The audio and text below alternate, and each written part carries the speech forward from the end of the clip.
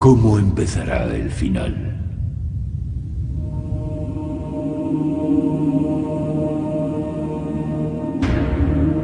...1947, desierto de Judea. En una escarpadura que se alza cerca del Mar Muerto, un pastor nómada descubre una caverna donde halla un manuscrito. Contiene crípticas referencias como Ejército de Belial o Rey de Kitim. Será una alusión a las dos fuerzas, la luz y la oscuridad, que se enfrentarán en una cruenta batalla, desencadenando la Tercera Guerra Mundial y posiblemente el fin de la humanidad. Entre los muchos textos del Mar Muerto se encuentra el llamado manuscrito de la guerra, que profetiza el juicio final. Pero ¿a quién está dirigido este mensaje? El manuscrito de hace unos 2000 años fue abandonado durante un conflicto que hizo tambalearse al judaísmo y arruinó el reconstruido templo de Salomón. El manuscrito de la guerra es la única versión de primera mano legada por un grupo de judíos místicos que decía saber cómo sería la última gran guerra. Su propósito con este relato era dar a conocer un acontecimiento profético, algo que ocurriría en el futuro. Por eso hay quien lee el manuscrito de la guerra y piensa, puede que esto nos enseñe algo. Si somos capaces de relacionar las diferentes etapas de la batalla con acontecimientos contemporáneos, tal vez podamos encontrar la clave para desvelar estos misterios. ¿Seremos los humanos de la actualidad los destinatarios de la advertencia contenida en el manuscrito de la guerra? ¿Veremos el fin del mundo como lo describe con escalofriantes detalles este documento de hace 2000 años? Quizá la profecía del manuscrito coincida con textos del Antiguo o del Nuevo Testamento, o se asemeje a las profecías apocalípticas de otras culturas. Si los acontecimientos de la actualidad recuerdan a los mencionados en aquellos antiguos textos, tal vez podamos deducir que nuestro destino estaba escrito. Quizá estemos ante un nuevo ejemplo del efecto Nostradamus.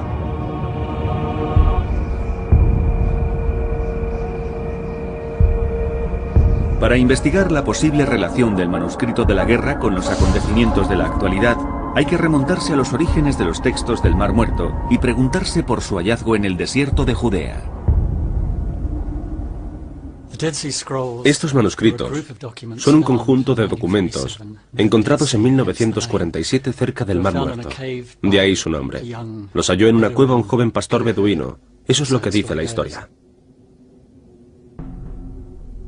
Los rollos componen una colección de textos manuscritos que tardaron unos 200 años en ser redactados.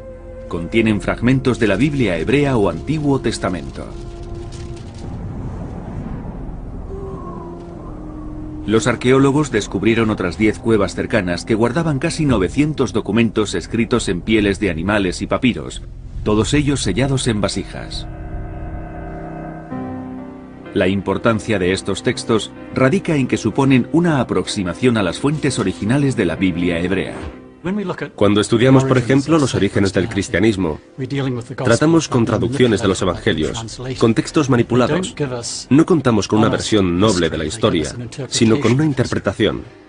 Los manuscritos del Mar Muerto proceden directamente de la fuente creadora, de quienes los escribieron, y por eso nos ofrecen un vínculo directo con sus creencias y, en cierto modo, con su historia. Escritos quizá entre el año 170 a.C. y el 68 después de Cristo, se cree que los rollos son el legado de una secta judía asentada cerca de Qumran, una meseta del desierto de Judea a orillas del Mar Muerto, 20 kilómetros al este de Jerusalén. Es la secta de los esenios.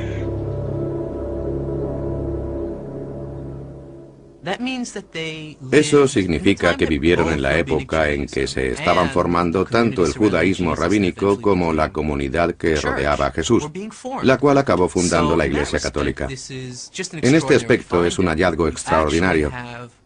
Tenemos textos manuscritos auténticos de una comunidad que vivió en aquel tiempo. Por tanto, según algunos expertos, la autoría de los textos corresponde a los esenios, pero ¿quiénes eran? Se trataba de un grupo judío separatista que evitaba mezclarse con el resto de la sociedad para mantener su pureza religiosa. Hacían esto porque despreciaban la moralidad que imperaba en su época.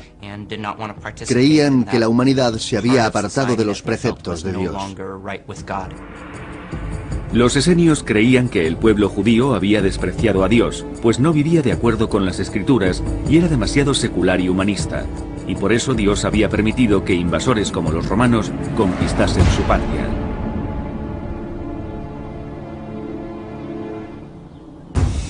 Los esenios estaban dirigidos por un líder, al que llamaban maestro de rectitud. Se supone que era el guía espiritual del grupo. Era un líder carismático al que Dios había otorgado la capacidad de interpretar correctamente las Escrituras, y los fieles aceptaban sus interpretaciones. Algunos historiadores creen que este maestro de rectitud era miembro de los saduceos, una estirpe sacerdotal que fue derrocada en tiempos de los romanos. Se especula con que los esenios quizá consideraran a los saduceos como los verdaderos sacerdotes del Sagrado Templo de Jerusalén. Aunque parece que los esenios llevaban una vida tranquila, hay quienes les atribuyen un culto por lo apocalíptico. Generalmente se cree que los esenios eran amantes de la paz, reservados, apolíticos y dados a la meditación, pero no eran así quienes escribieron los rollos del Mar Muerto. Hay que definirlos por lo que dicen los manuscritos, y los manuscritos no son pacíficos, no son textos de meditación, son apocalípticos, militantes y agresivos. Los intérpretes de los textos sugieren que la creencia en un apocalipsis venidero inspiró a los esenios en la redacción del manuscrito de la guerra, que podría considerarse una especie de manual bélico.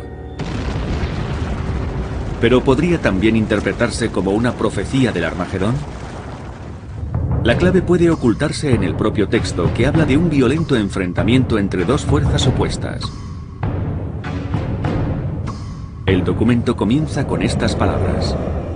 El primer ataque de los hijos de la luz será dirigido contra las fuerzas de los hijos de las tinieblas. Parece ser que los esenios se referían a sí mismos cuando hablaban de los hijos de la luz. Se llamaban a sí mismos la comunidad del pacto renovado. Los hijos de la luz serían todos aquellos que respetasen y aplicasen la sabiduría de las Escrituras. También hay quienes encuentran paralelismos entre los esenios y ciertos devotos de la fe judía de nuestros días. Tradicionalmente los judíos se han considerado a sí mismos colectivamente como el pueblo que representa la luz espiritual. Pero el manuscrito también habla de un bando siniestro, los hijos de las tinieblas, que combatirán contra los hijos de la luz. ¿Serán las fuerzas del mal que han vuelto la espalda a Dios? Refiriéndose a los hijos de las tinieblas, el texto dice: apoyándoles están aquellos que han violado el pacto. Entre los hijos de las tinieblas, según dice el manuscrito de la guerra, también están los violadores del pacto. Y esta terminología nos revela un aspecto muy interesante de esta visión apocalíptica de la que hablamos, y es que si hay enemigos exteriores, también los hay interiores. Para entender quiénes serían los hijos de las tinieblas, pensemos que para los esenios, los violadores del pacto eran las gentes que se habían apartado de Dios, aunque se autoproclamaran religiosas. Los esenios identificaban a los hijos de las tinieblas con el pueblo judío, que había rechazado la estricta práctica judaica conocida como ley levítica, y con aquellos que carecían de normas morales. Según el autor del manuscrito de la guerra, los hijos de las tinieblas son traidores a su fe. Fijándonos en el manuscrito de la guerra, ¿podremos identificar a los hijos de las tinieblas y a los hijos de la luz en el mundo contemporáneo? La historia podría aportar una pista. En el año 37 a.C., tras cientos de años de dominación persa y griega, Jerusalén se vio de nuevo ocupada, esta vez por los romanos. Hay un nuevo enemigo contra el que reinar, Roma, que coloca en el trono de Judea a hombres como Herodes el Grande, que no es judío, y por ello ofende el sentimiento judío, y también a aquellos que se adhieren al manuscrito de la guerra. Las personas que escribieron estos textos Odiaban a los romanos. Odiaban ser dominados por una fuerza invasora. Los romanos eran para ellos mandatarios paganos que incluso exigían sacrificios en honor del emperador en el templo judío. También exigían el pago de tributo a Roma. Tenían además otras muchas prácticas que los judíos, fieles a su ley, consideraban sucias e inmorales.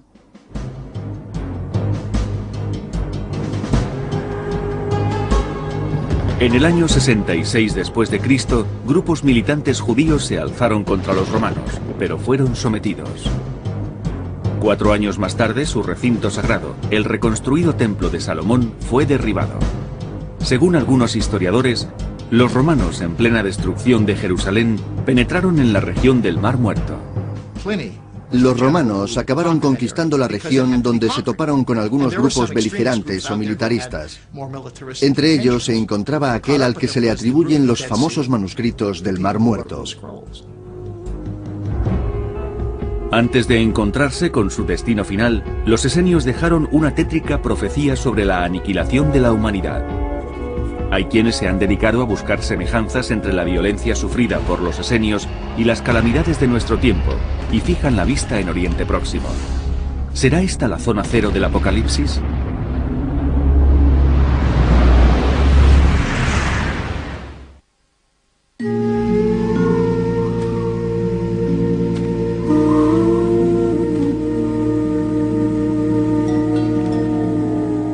Los manuscritos del Mar Muerto constituyen uno de los hallazgos arqueológicos más importantes del siglo XX. En uno de esos antiguos textos se profetiza la última batalla entre el bien y el mal, entre la luz y las tinieblas. Es el manuscrito de la guerra. ¿Podría tratarse de un augurio de la Tercera Guerra Mundial? Lo que recoge el manuscrito es la realidad que ellos esperaban. Si creemos en el texto, dada su relación con el Antiguo Testamento, entonces quizá también debamos creer que se cumplirá. Según ciertos expertos, estos rollos, 900 en total, describen la época de violencia que los esenios vivieron bajo la dominación romana. Los historiadores señalan que las legiones romanas solían actuar motivadas por su propia codicia y por la de sus gobernantes en Roma. La codicia es hoy también el motor de infinidad de actos. El poderoso desea dinero. La razón última de conseguir dinero es acceder al poder. Poder y dinero van siempre de la mano y junto a ellos los hijos de las tinieblas. Del manuscrito de la guerra se deduce que sus autores, los esenios, repudiaban a los codiciosos y como tales calificaban a los hijos de las tinieblas. Porque son una congregación de malvados. Su fuerza es como el humo que se disipa. Toda criatura codiciosa se marchitará rápidamente como una flor en tiempo de cosecha. El manuscrito de la guerra sugiere que los hijos de las tinieblas, enemigos de la gente de bien, carecen de reglas morales y se guían por la codicia. Según el texto, el líder inmoral y codicioso del ejército del mal tiene un nombre: Belial. Maldito sea Belial por sus pérfidas intenciones, y maldito por su censurable imperio. Y maldito el espíritu de sus huestes por sus malvados propósitos.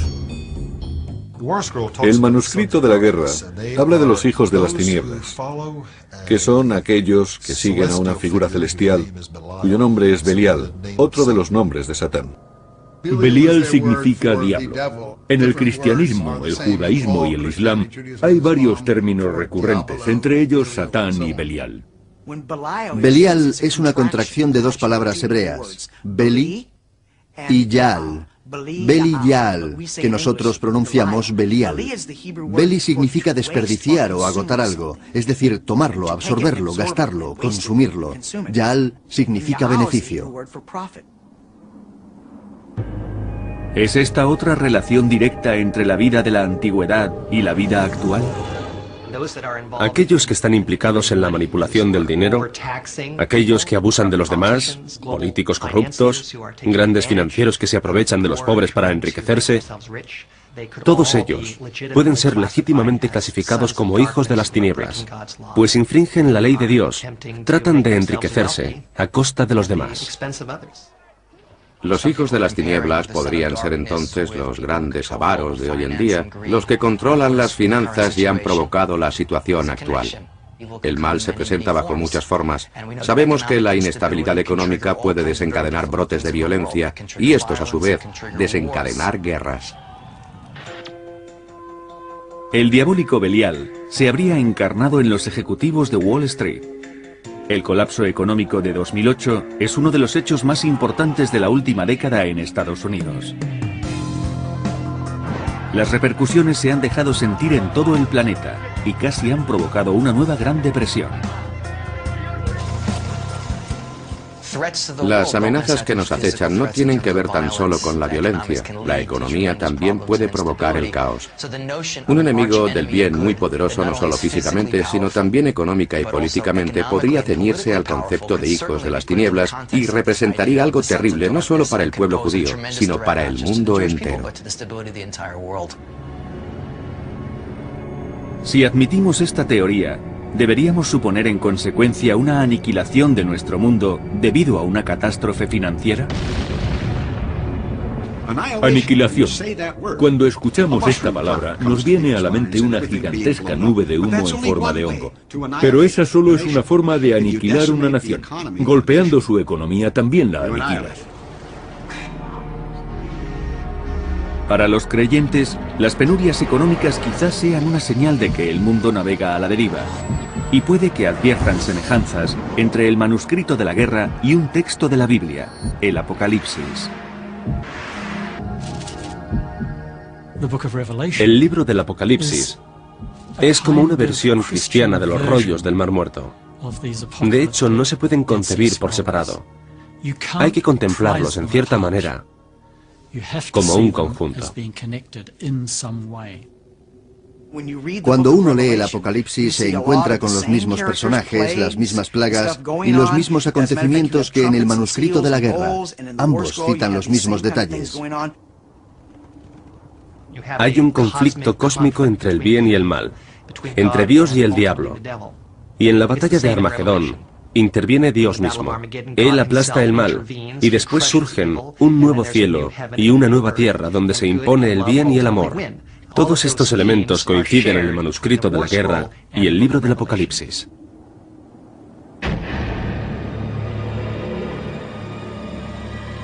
Algunos eruditos también encuentran coincidencias entre el manuscrito de la guerra y las profecías del juicio final, descritas en la Biblia hebrea o Antiguo Testamento. Hay secciones del libro de Daniel y del libro de Zacarías que hablan de batallas.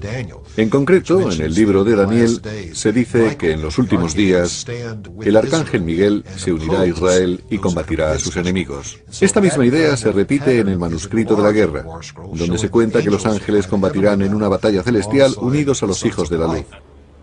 Algunos dudan de la conexión entre tales textos. No hay relación directa entre el Armagedón y el manuscrito de la guerra. Simplemente ambos son fruto de una época de opresión religiosa.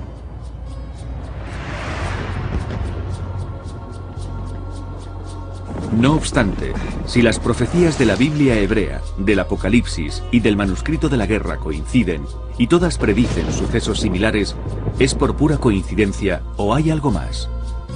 Puede ser una misma advertencia. ¿Se estará forjando un terrible conflicto que resuena desde tiempos antiguos? El manuscrito de la guerra señala muchas fuerzas que definen a los hijos de las tinieblas.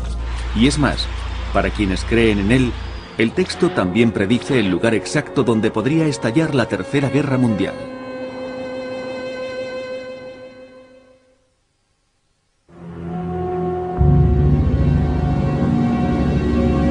El manuscrito de la guerra, un relato estremecedor sobre fuerzas que se enfrentan por el control del mundo.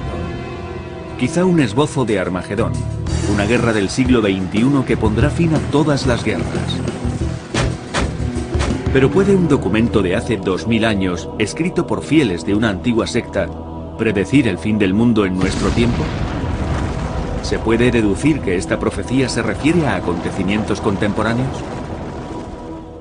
El manuscrito de la guerra describe una batalla futura, una batalla escatológica, en otras palabras, una batalla que precede al fin de los días, la batalla final entre el bien y el mal.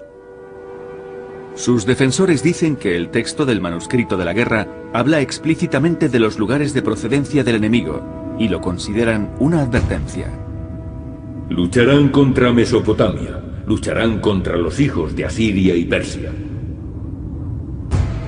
Estas tierras están hoy habitadas por gentes entre las cuales muchos son hostiles a las creencias religiosas de los antiguos esenios y de sus homólogos actuales, y los conflictos religiosos siguen presentes en toda la región. Mesopotamia es un término general que se usa para referirse a la región que hoy queda al este de Jerusalén. La compondrían los países situados al este de Israel. Por supuesto, Asiria es Irak y Persia es el actual Irán.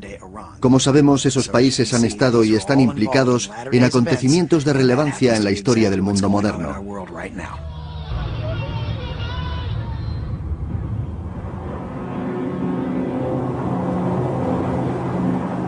¿Habitan en esa zona los hijos de las tinieblas del pasado, del presente y del futuro?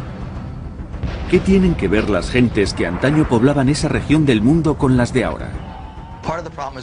Además de no saber con certeza a qué zonas alude la profecía, la realidad geopolítica del mundo actual es muy diferente de la de los tiempos bíblicos.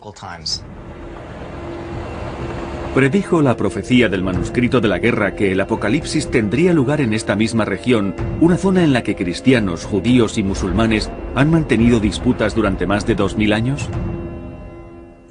Oriente Próximo es la cuna de la civilización y siempre ha sido el epicentro de conflictos entre diferentes culturas.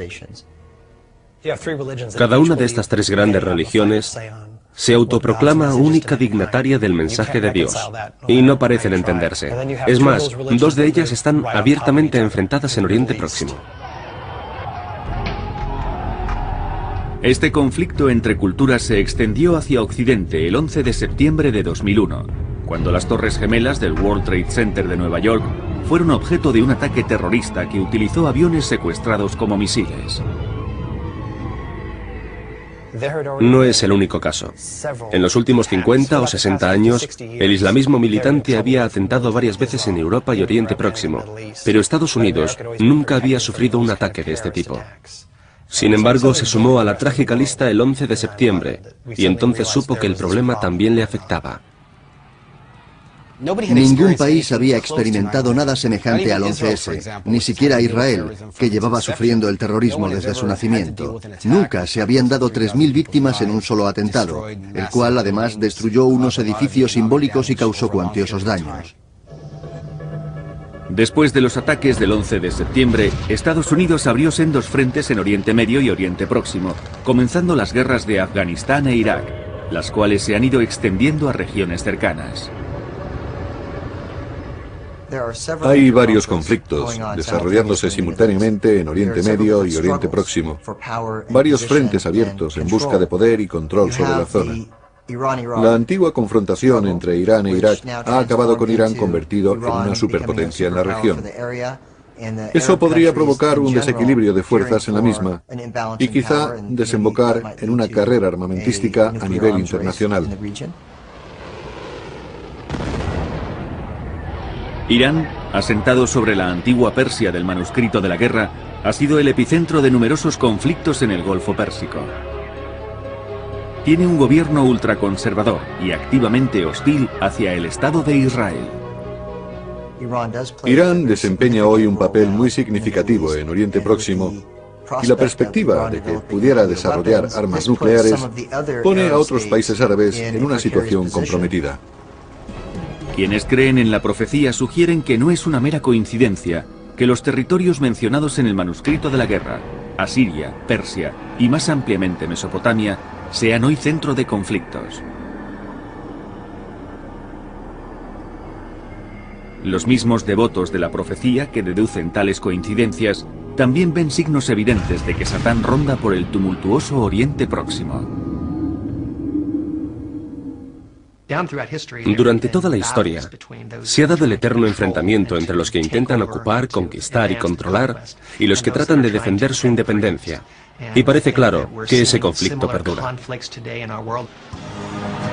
Para otros, el conflicto religioso, en particular en Tierra Santa, es un aspecto desalentador pero típico de la condición humana.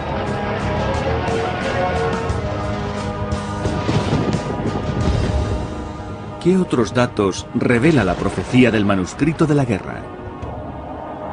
Según esta, tendrán lugar 7 grandes batallas que culminarán en el fin de los días. Entre quienes lo han analizado, algunos afirman que 6 de estas batallas ya se han producido, preparando el escenario para el último conflicto del bien contra el mal.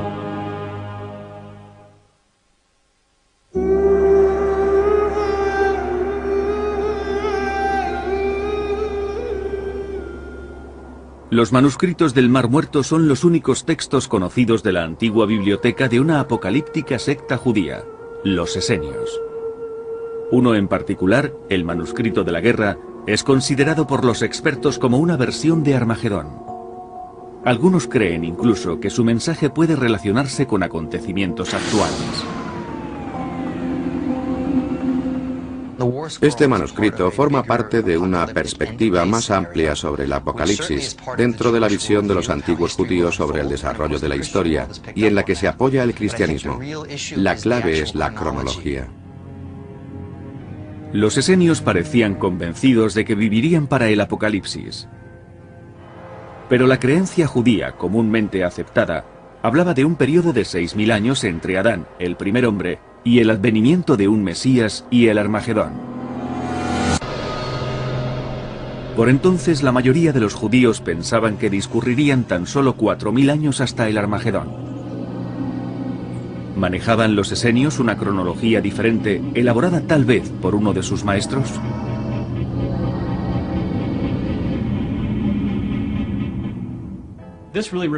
El maestro de rectitud conocía los misterios de la palabra de los profetas.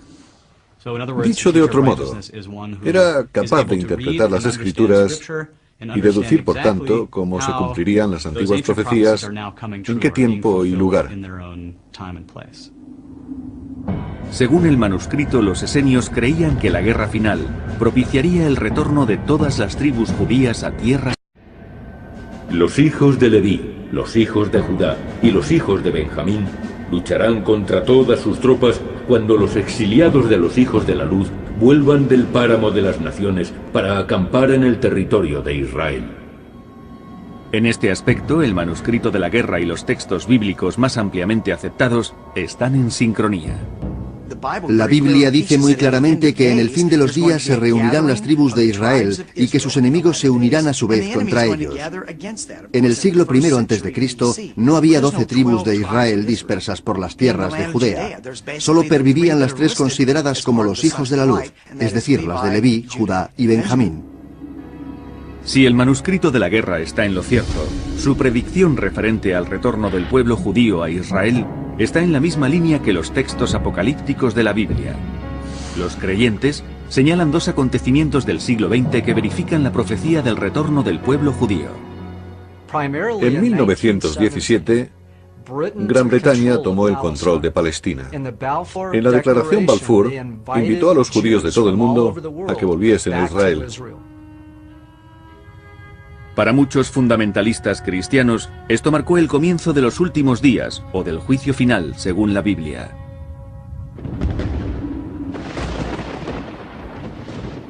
Hay miembros de la sociedad israelí que conservan esa antigua visión apocalíptica, y muchos fundamentalistas y miembros de la Iglesia evangélica de nuestro tiempo que conviven con nosotros, tienen una perspectiva similar y ven la fundación del Estado de Israel como un primer paso hacia el Apocalipsis. El 14 de mayo de 1948 quedó establecido el Estado de Israel, pero sus vecinos árabes no lo reconocieron. Egipto, Siria, Jordania, Líbano e Irak, todos al unísono, atacaron al día siguiente, empezando una sangrienta guerra que se prolongaría durante un año y sería la primera entre otras. Los árabes consideraron que la creación de un Estado judío era injusta y que este no debería existir en la región. Y emprendieron la guerra para tratar de evitarlo, para estrangularlo desde su nacimiento. Pero Israel se impuso.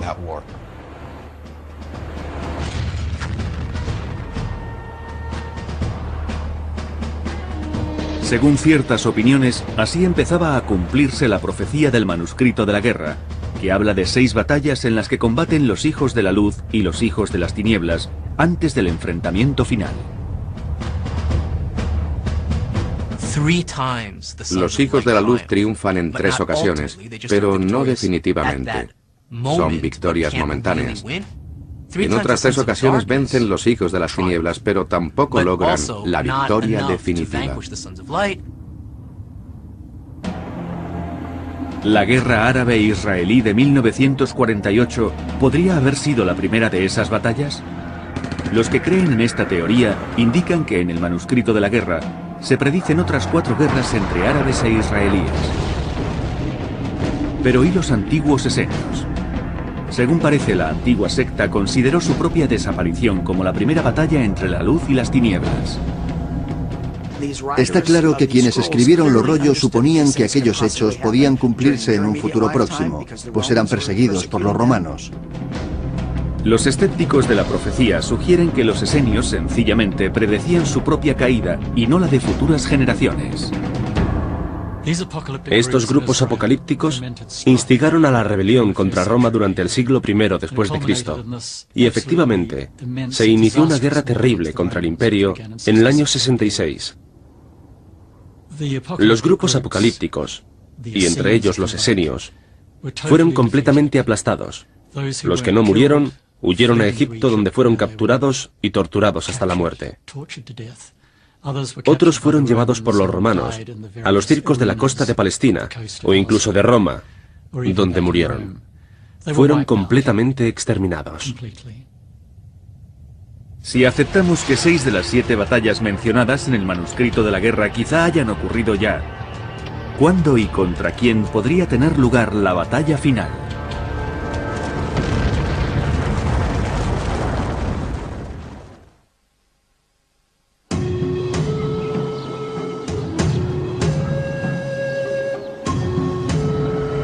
¿Es el manuscrito de la guerra tan solo un manual que esboza una estrategia militar o es, como algunos sugieren, una visión profética de la Tercera Guerra Mundial? Según los que creen en ella, la profecía apocalíptica escrita por una antigua secta judía hace 2000 años coincidiría con acontecimientos actuales.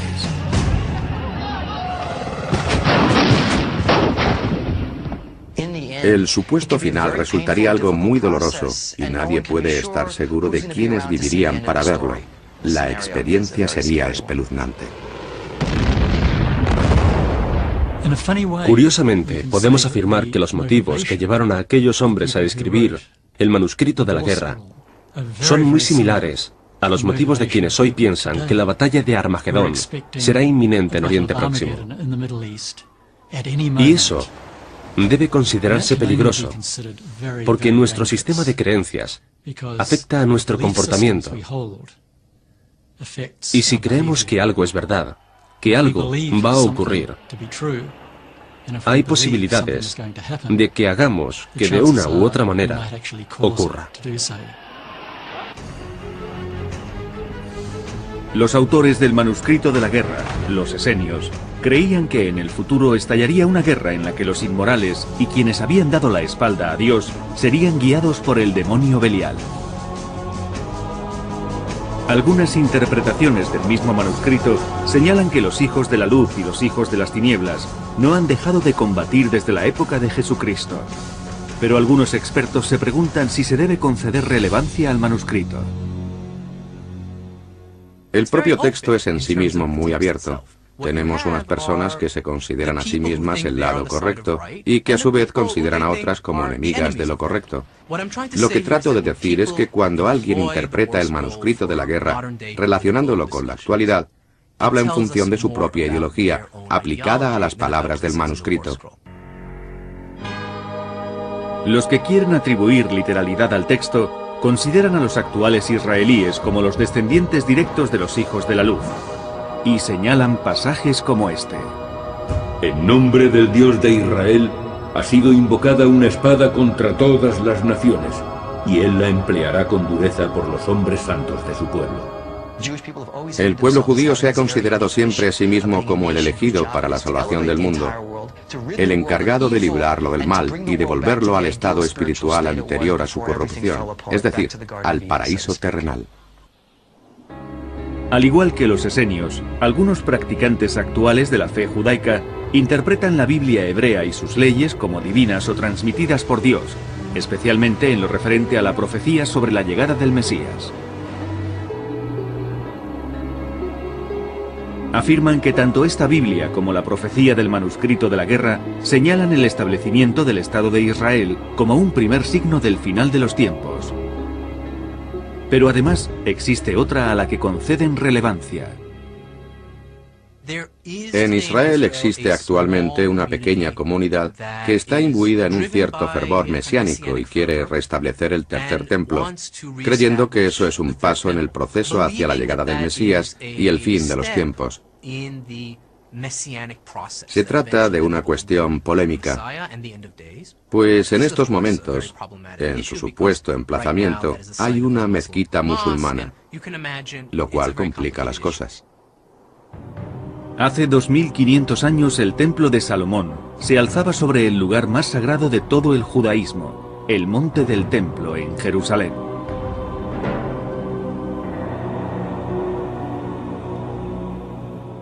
El monte del templo tiene un gran significado para el pueblo judío, porque según la tradición, allí llevó a Abraham a su hijo para sacrificarlo.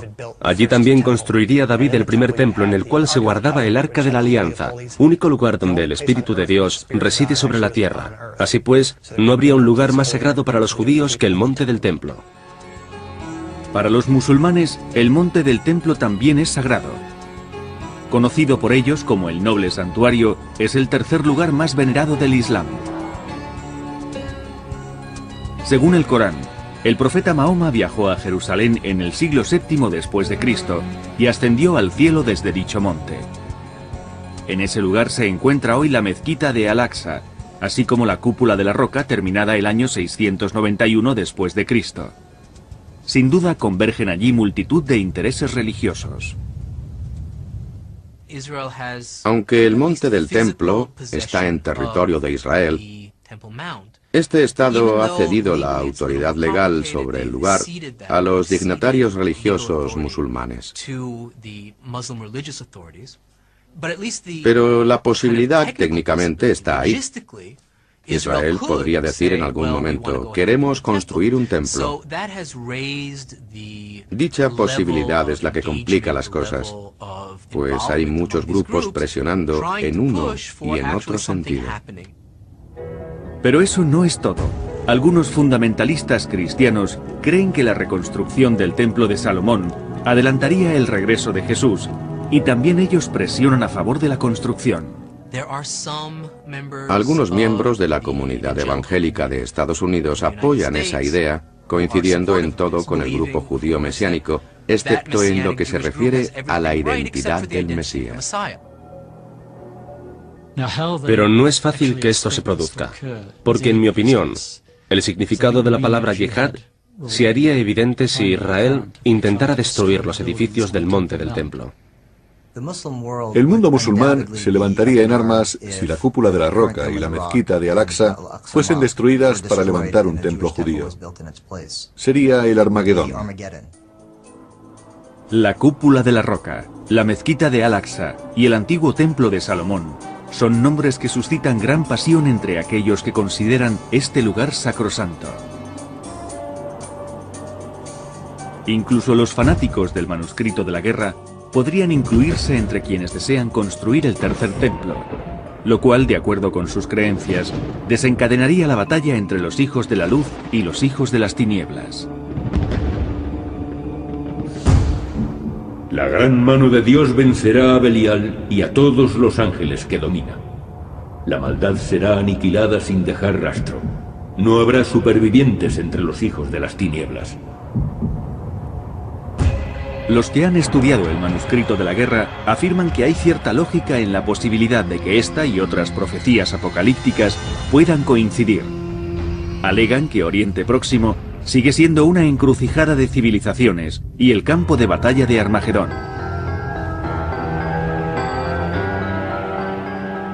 Según el manuscrito de la guerra, Los cielos se abren, desciende la espada de Dios y con ella Miguel, el arcángel, para ponerse al frente de los hijos de la luz. En algún momento Dios intervendría y derrotaría al enemigo con una espada no humana.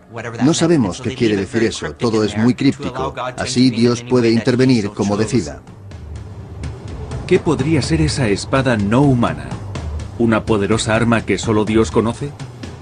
¿Alguna forma de intervención divina? Nadie lo sabe.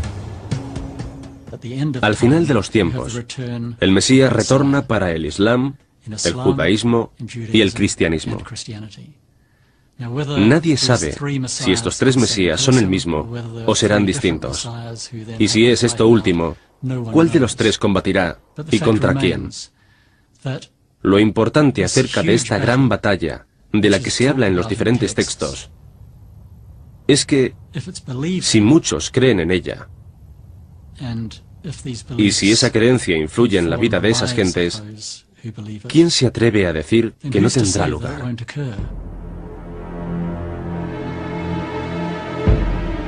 Por ahora, ignoramos si el futuro está escrito. Quizás se oculte en un pergamino curtido por 2000 años de desierto y olvido. La humanidad se debate ante su destino, un día más, o acaso el último. Nuestras respuestas quedan envueltas en el misterio del efecto Nostradamus.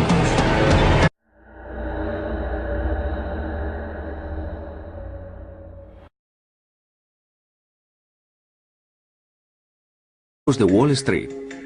El colapso económico de 2008 es uno de los hechos más importantes de la última década en Estados Unidos.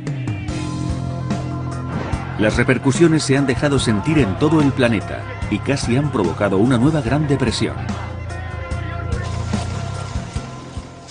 Las amenazas que nos acechan no tienen que ver tan solo con la violencia. La economía también puede provocar el caos. Un enemigo del bien muy poderoso, no solo físicamente, sino también económica y políticamente, podría ceñirse al concepto de hijos de las tinieblas y representaría algo terrible no solo para el pueblo judío, sino para el mundo entero. Si admitimos esta teoría, ¿deberíamos suponer en consecuencia una aniquilación de nuestro mundo debido a una catástrofe financiera? Aniquilación. Cuando escuchamos esta palabra, nos viene a la mente una gigantesca nube de humo en forma de hongo. Pero esa solo es una forma de aniquilar una nación. Golpeando su economía también la aniquilas. Para los creyentes, las penurias económicas quizás sean una señal de que el mundo navega a la deriva. Y puede que adviertan semejanzas entre el manuscrito de la guerra y un texto de la Biblia, el Apocalipsis. El libro del Apocalipsis es como una versión cristiana de los rollos del Mar Muerto. De hecho, no se pueden concebir por separado. Hay que contemplarlos en cierta manera, como un conjunto. Cuando uno lee el Apocalipsis se encuentra con los mismos personajes, las mismas plagas y los mismos acontecimientos que en el manuscrito de la guerra. Ambos citan los mismos detalles. Hay un conflicto cósmico entre el bien y el mal, entre Dios y el diablo. Y en la batalla de Armagedón interviene Dios mismo. Él aplasta el mal y después surgen un nuevo cielo y una nueva tierra donde se impone el bien y el amor. Todos estos elementos coinciden en el manuscrito de la guerra y el libro del Apocalipsis.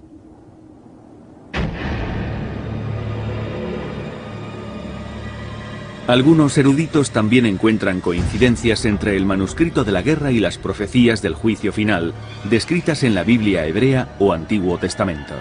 Hay secciones del libro de Daniel y del libro de Zacarías que hablan de batallas. En concreto, en el libro de Daniel se dice que en los últimos días el arcángel Miguel se unirá a Israel y combatirá a sus enemigos. Esta misma idea se repite en el manuscrito de la guerra, donde se cuenta que los ángeles combatirán en una batalla celestial unidos a los hijos de la luz. Algunos dudan de la conexión entre tales textos. No hay relación directa entre el Armagedón y el manuscrito. El propio texto es en sí mismo muy abierto. Tenemos unas personas que se consideran a sí mismas el lado correcto y que a su vez consideran a otras como enemigas de lo correcto. Lo que trato de decir es que cuando alguien interpreta el manuscrito de la guerra, relacionándolo con la actualidad, habla en función de su propia ideología, aplicada a las palabras del manuscrito. Los que quieren atribuir literalidad al texto consideran a los actuales israelíes como los descendientes directos de los hijos de la luz, y señalan pasajes como este. En nombre del Dios de Israel ha sido invocada una espada contra todas las naciones, y él la empleará con dureza por los hombres santos de su pueblo. El pueblo judío se ha considerado siempre a sí mismo como el elegido para la salvación del mundo, el encargado de librarlo del mal y devolverlo al estado espiritual anterior a su corrupción, es decir, al paraíso terrenal. Al igual que los esenios, algunos practicantes actuales de la fe judaica interpretan la Biblia hebrea y sus leyes como divinas o transmitidas por Dios, especialmente en lo referente a la profecía sobre la llegada del Mesías. Afirman que tanto esta Biblia como la profecía del manuscrito de la guerra señalan el establecimiento del Estado de Israel como un primer signo del final de los tiempos. Pero además existe otra a la que conceden relevancia. En Israel existe actualmente una pequeña comunidad que está imbuida en un cierto fervor mesiánico y quiere restablecer el tercer templo, creyendo que eso es un paso en el proceso hacia la llegada del Mesías y el fin de los tiempos. Se trata de una cuestión polémica, pues en estos momentos, en su supuesto emplazamiento, hay una mezquita musulmana, lo cual complica las cosas. Hace 2500 años el templo de Salomón se alzaba sobre el lugar más sagrado de todo el judaísmo, el monte del templo en Jerusalén.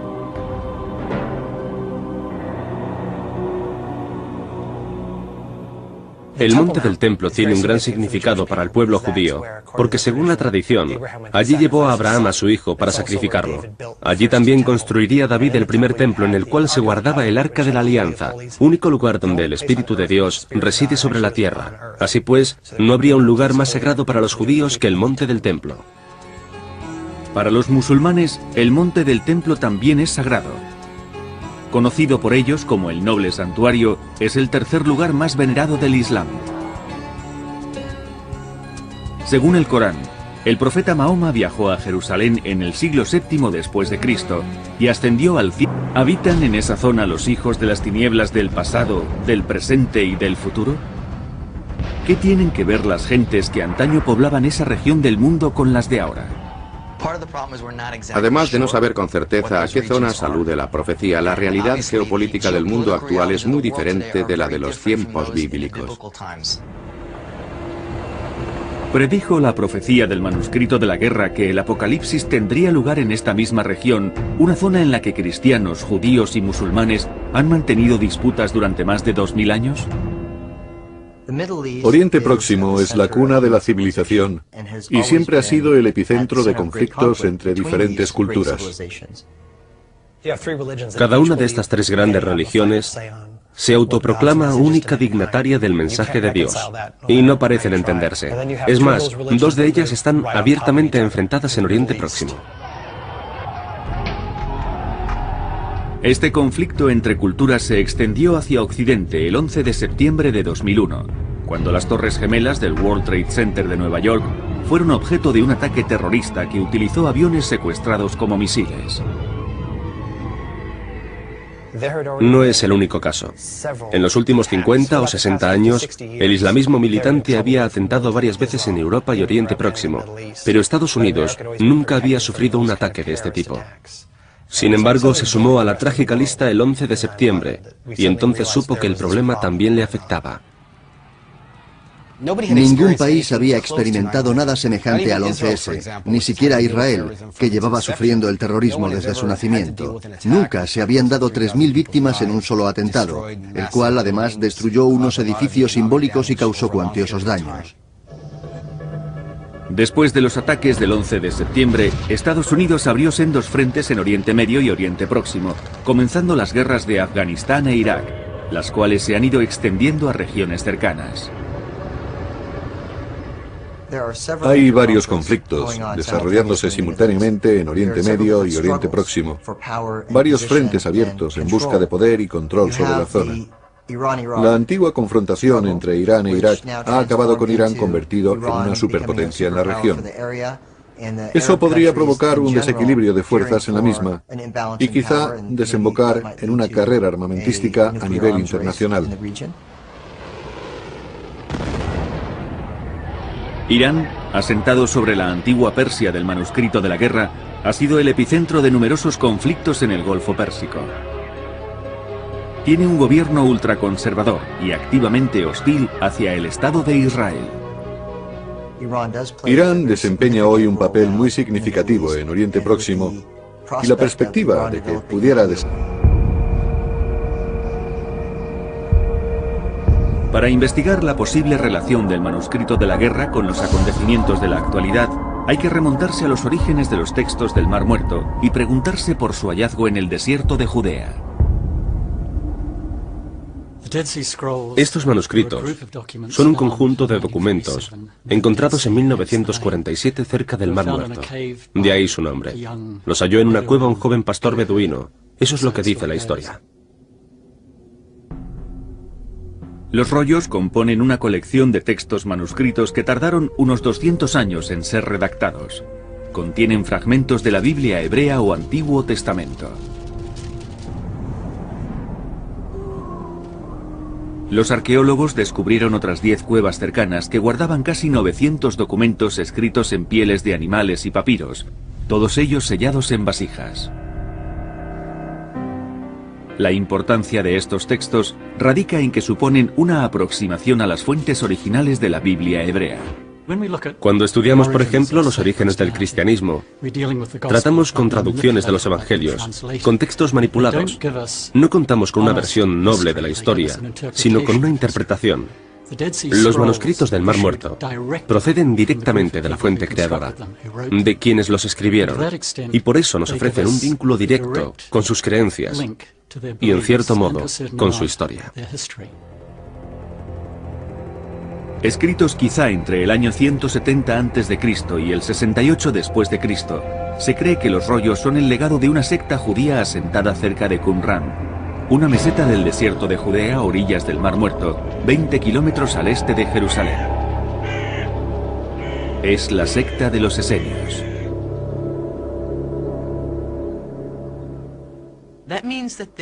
Eso significa que vivieron en la época en que se estaban formando tanto el judaísmo rabínico como la comunidad que rodeaba a Jesús, la cual acabó fundando la Iglesia Católica. En este aspecto es un hallazgo extraordinario. Tenemos textos manuscritos auténticos de una comunidad que vivió en aquel tiempo.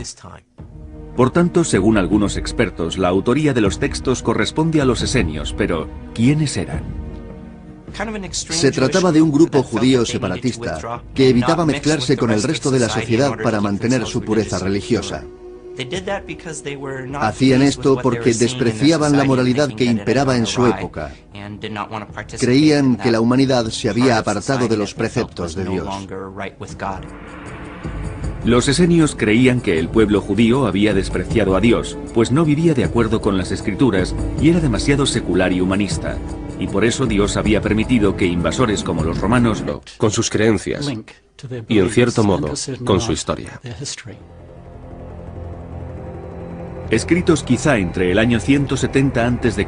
y el 68 después de Cristo, se cree que los rollos son el legado de una secta judía asentada cerca de Qumran, una meseta del desierto de Judea a orillas del Mar Muerto, 20 kilómetros al este de Jerusalén. Es la secta de los esenios.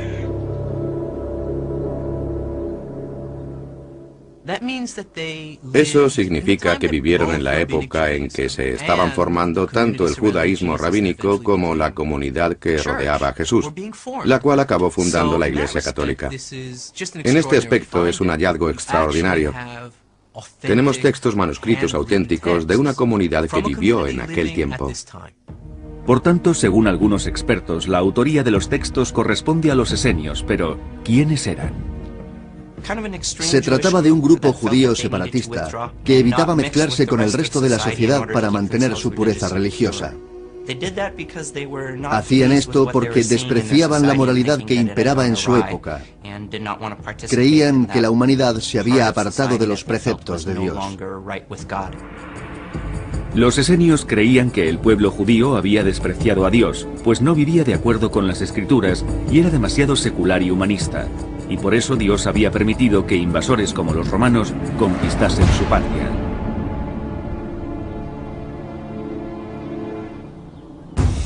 Los esenios estaban dirigidos por un líder, al que llamaban Maestro de Rectitud. Se supone que era el guía espiritual del grupo. Era un líder carismático al que Dios había otorgado la capacidad de interpretar correctamente las Escrituras, y los fieles aceptaban sus interpretaciones.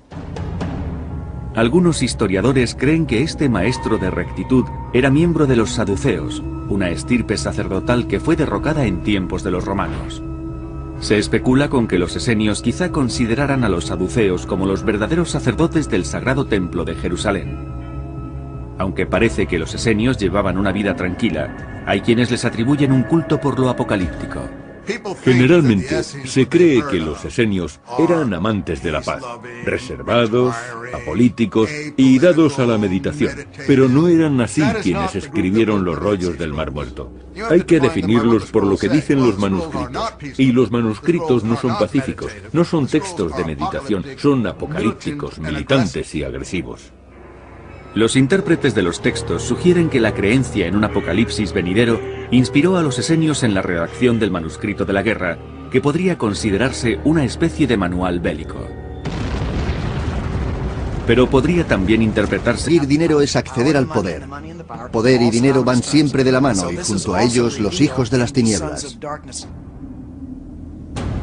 Del manuscrito de la guerra se deduce que sus autores, los esenios, repudiaban a los codiciosos y como tales calificaban a los hijos de las tinieblas. Porque son una congregación de malvados. Su fuerza es como el humo que se disipa. Toda criatura codiciosa se marchitará rápidamente como una flor en tiempo de cosecha. El manuscrito de la guerra sugiere que los hijos de las tinieblas, enemigos de la gente de bien, carecen de reglas morales y se guían por la codicia. Según el texto, el líder inmoral y codicioso del ejército del mal tiene un nombre: Belial. Maldito sea Belial por sus pérfidas intenciones, y maldito por su censurable imperio. Y maldito el espíritu de sus huestes por sus malvados propósitos. El manuscrito de la guerra habla de los hijos de las tinieblas, que son aquellos que siguen a una figura celestial, cuyo nombre es Belial, otro de los nombres de Satán. Belial significa diablo. En el cristianismo, el judaísmo y el islam hay varios términos recurrentes, entre ellos Satán y Belial. Belial es una contracción de dos palabras hebreas, Beli y Yaal. Beli Yaal, que nosotros pronunciamos Belial. Beli significa desperdiciar o agotar algo, es decir, tomarlo, absorberlo, gastarlo, consumirlo. Yaal significa beneficio. ¿Es esta otra relación directa entre la vida de la antigüedad y la vida actual? Aquellos que están implicados en la manipulación del dinero, aquellos que abusan de los demás, políticos corruptos, grandes financieros que se aprovechan de los pobres para enriquecerse, todos ellos pueden ser legítimamente clasificados como hijos de las tinieblas, pues infringen la ley de Dios, tratan de enriquecerse a costa de los demás. Los hijos de las tinieblas podrían ser entonces los grandes avaros de hoy en día, los que controlan las finanzas y han provocado la situación actual. El mal se presenta bajo muchas formas. Sabemos que la inestabilidad económica puede desencadenar brotes de violencia y estos, a su vez, desencadenar guerras. El diabólico Belial se habría encarnado en los ejecutivos de Wall Street. El colapso económico de 2008 es uno de los hechos más importantes de la última década en Estados Unidos. Las repercusiones se han dejado sentir en todo el planeta y casi han provocado una nueva Gran Depresión. Las amenazas que nos acechan no tienen que ver tan solo con la violencia. La economía también puede provocar la secta de los esenios.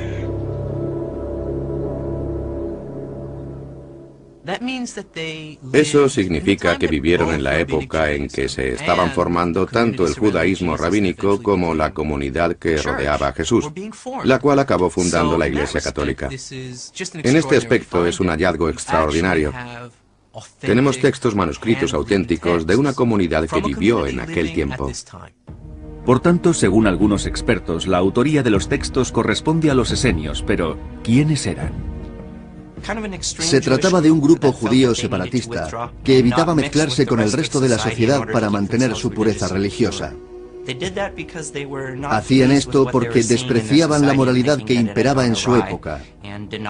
Creían que la humanidad se había apartado de los preceptos de Dios. Los esenios creían que el pueblo judío había despreciado a Dios, pues no vivía de acuerdo con las Escrituras y era demasiado secular y humanista, y por eso Dios había permitido que invasores como los romanos conquistasen su patria.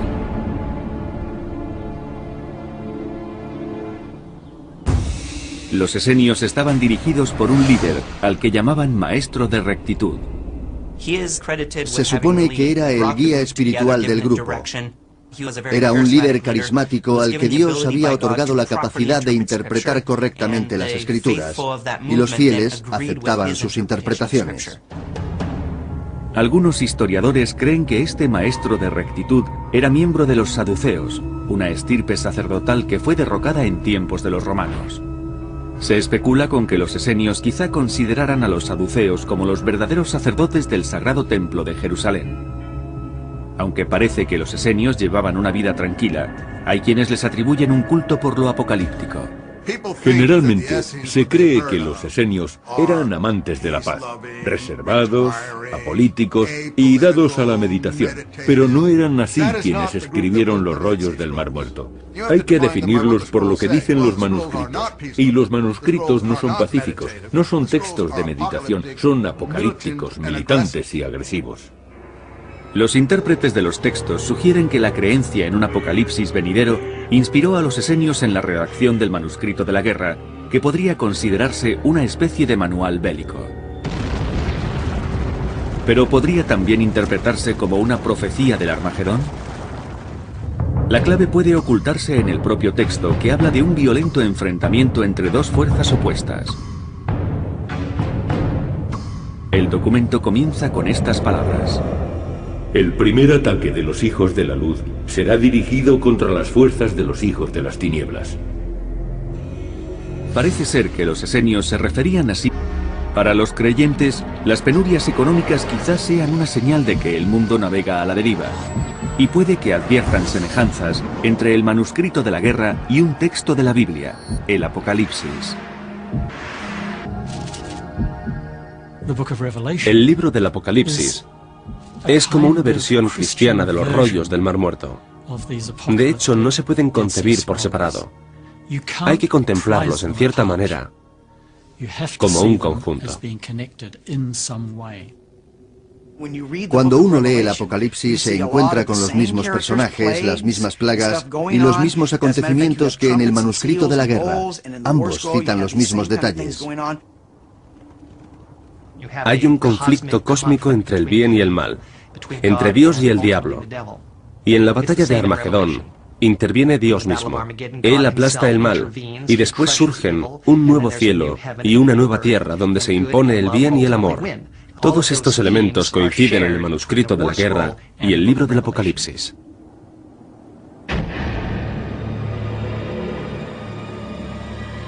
Algunos eruditos también encuentran coincidencias entre el manuscrito de la guerra y las profecías del juicio final, descritas en la Biblia hebrea o Antiguo Testamento.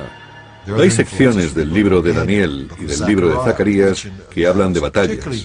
En concreto, en el libro de Daniel se dice que en los últimos días el arcángel Miguel se unirá a Israel y combatirá a sus enemigos. Esta misma idea se repite en el manuscrito de la guerra, donde se cuenta que los ángeles combatirán en una batalla celestial unidos a los hijos de la luz. Algunos dudan de la conexión entre tales textos. No hay relación directa entre el Armagedón y el manuscrito de la guerra. Simplemente ambos son fruto de una época de opresión religiosa.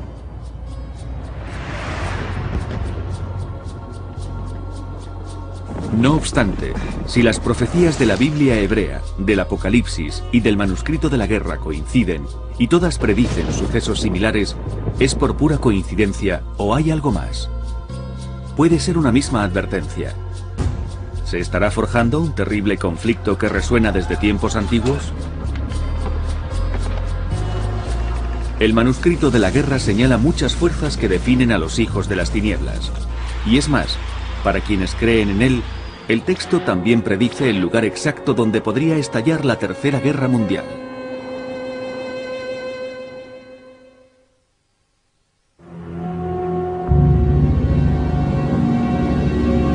El manuscrito de la guerra, un relato estremecedor sobre fuerzas que se enfrentan por el control del mundo. Quizá un esbozo de Armagedón, una guerra del siglo XXI que pondrá fin a todas las guerras. Durante toda la historia, se ha dado el eterno enfrentamiento entre los que intentan ocupar, conquistar y controlar, y los que tratan de defender su independencia. Y parece claro que ese conflicto perdura. Para otros, el conflicto religioso, en particular en Tierra Santa, es un aspecto desalentador pero típico de la condición humana.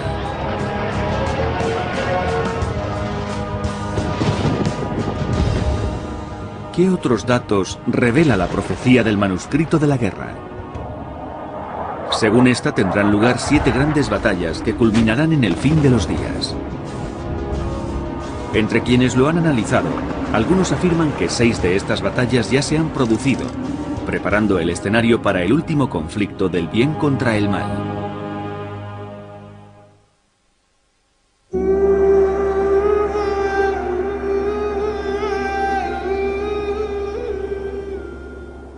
Los manuscritos del Mar Muerto son los únicos textos conocidos de la antigua biblioteca de una apocalíptica secta judía, los esenios. Uno en particular, el manuscrito de la guerra, es considerado por los expertos como una versión de Armagedón. Algunos creen incluso que su mensaje puede relacionarse con acontecimientos actuales. Este manuscrito forma parte de una perspectiva más amplia sobre el Apocalipsis, dentro de la visión de los antiguos judíos sobre el desarrollo de la historia, y en la que se apoya el cristianismo. La clave es la cronología. Los esenios parecían convencidos de que vivirían para el Apocalipsis. Pero la creencia judía comúnmente aceptada hablaba de un periodo de 6000 años entre Adán, el primer hombre, y el advenimiento de un Mesías y el Armagedón. Por entonces la mayoría de los judíos pensaban que discurrirían tan solo 4000 años hasta el Armagedón. ¿Manejaban los esenios una cronología diferente, elaborada tal vez por uno de sus maestros?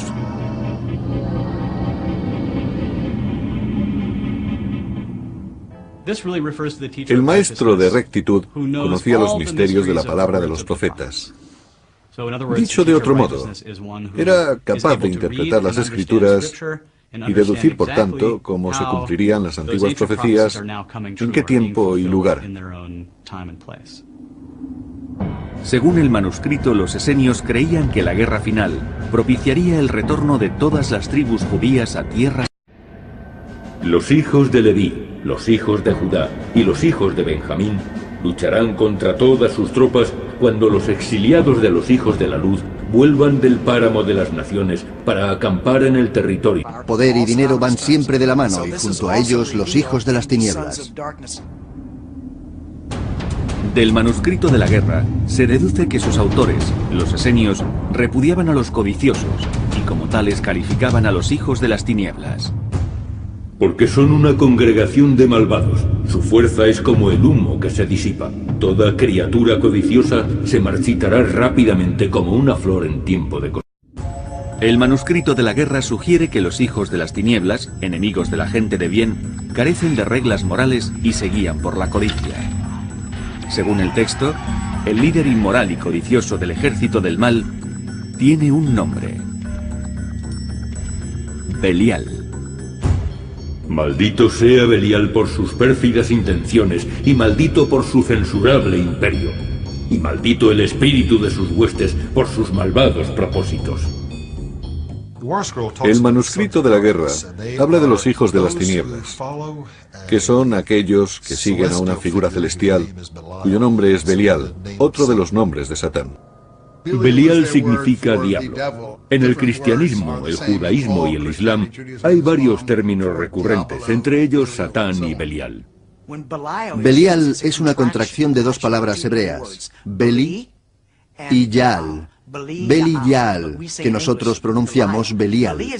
Beli significa desperdiciar o agotar algo, es decir, tomarlo, absorberlo, gastarlo, consumirlo. Yaal significa beneficio.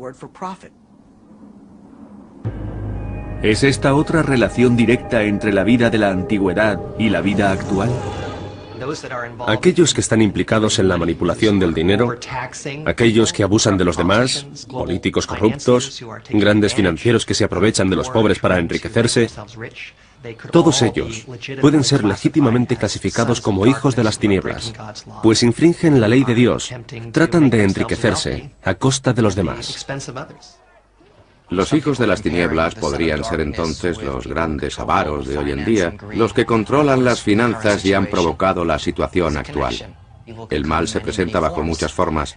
Sabemos que la inestabilidad económica puede desencadenar brotes de violencia y estos, a su vez, desencadenar guerras.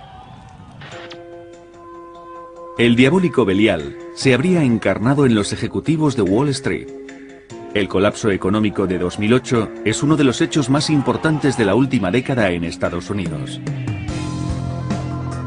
Las repercusiones se han dejado sentir en todo el planeta y casi han provocado una nueva Gran Depresión. Las amenazas que nos acechan no tienen que ver tan solo con la violencia. La economía también puede provocar el caos. Un enemigo de